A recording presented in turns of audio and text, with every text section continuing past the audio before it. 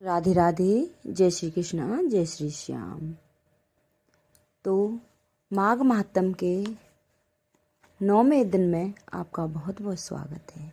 आज माघ महात्म का 9वां अध्याय है। तो 9वें अध्याय की कथा सुनेंगे, श्रवण करेंगे। इसमें शुभ कर्मों की व्याख्या है कि कैसे इंसान शुभ कर्म करता है और उसके क्या क्या परिणाम मिलते हैं। तो कथा बड़ी सुंदर है, बड़ी प्यारी, बड़ी पावन है।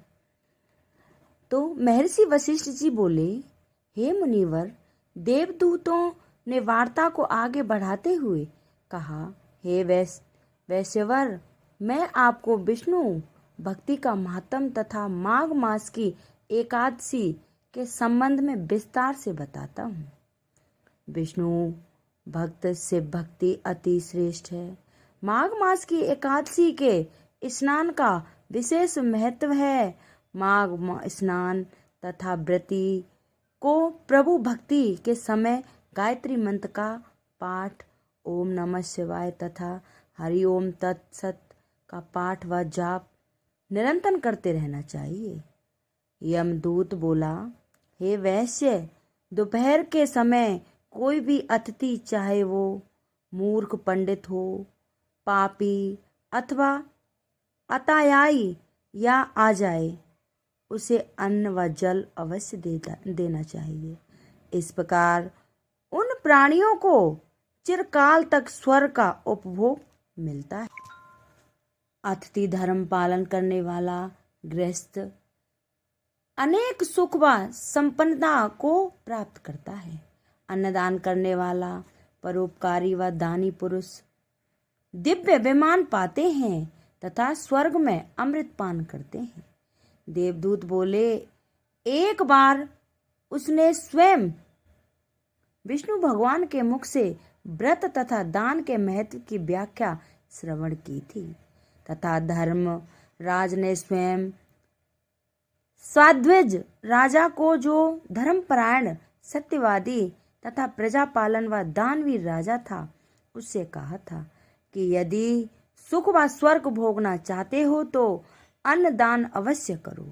देवदूत बोला, स्वयं धर्मराज के मुख से उसने सुना था कि जो मनुष्य गर्मी में जल, सर्दी में अग्नि तथा सदैव अन्नदान करते हैं, वे कभी भी नरक नहीं पाते। जो व्यक्ति दोनों समय यज्ञ करते हैं, तीर्थों की यात्रा करते हैं तथा तीर्थ स्नान करते हैं तथा सत्य व्यवहार करते हैं, वे कदापि यम का नरक द्वार नहीं देखते। जो मनुष्य पराई स्त्री पर कुदृष्टि रखते हैं, दूसरे के धन को हड़पने की सोचते हैं, व्यापार में बेईमानी करते हैं, वैश्यागमन करते हैं, वे जीवन में पाप कर्म कमाते हैं तथा मृत्यु के पश्चात महान पाप के भागी होते हैं तथा अनेक जन्मों तक घोर नरक का कष्ट भोगते हैं। माघ स्नान तथा प्रातः स्नान करने वाला व्यक्ति मोक्ष पाता है। जो व्यक्ति तीर्थों को आजीविका का साधन समझता है, गंगा के पवित्र अमृत जल का अनसमझी से साधारण जल समझता है, वह पापी घोर नरक को प्राप्त होता है। प्रत्येक मनुष्य को कर्तव्य है वह पूरे माघ मास प्रयागराज में स्नान करे, क्रोध का त्याग करे, विष्णु व शिव जी का भक्ति में लीन रहे तथा शक्ति उपरांत दान पुण्य करता रहे, माता पिता की सेवा करे। ऐसा व्यक्ति अवश्य स्वर्ग को पाता है। तो ये 9वें दिवस की कथा थी और कल 10वें अध्याय में आपके सामने फिर प्रस्तुत होंगे। तो बोलिए विष्णु भगवान की जय। इंसान जैसा कर्म करता है वैसा ही फल पाता है। तो सदैव ही कुछ ना कुछ दान पुण्य धर्म करना चाहिए। तीर्थ में स्नान करना जरूरी है, और नहीं तो कहीं भी गंगा जमुना सरस्वती कह दो, हर हर गंगे, वहीं सारे तीर्थ मिल जाते हैं।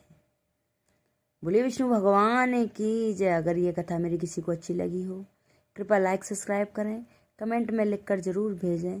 बोल विष्णु भगवान की जय। बोल माघ मातम महापुराण की जय।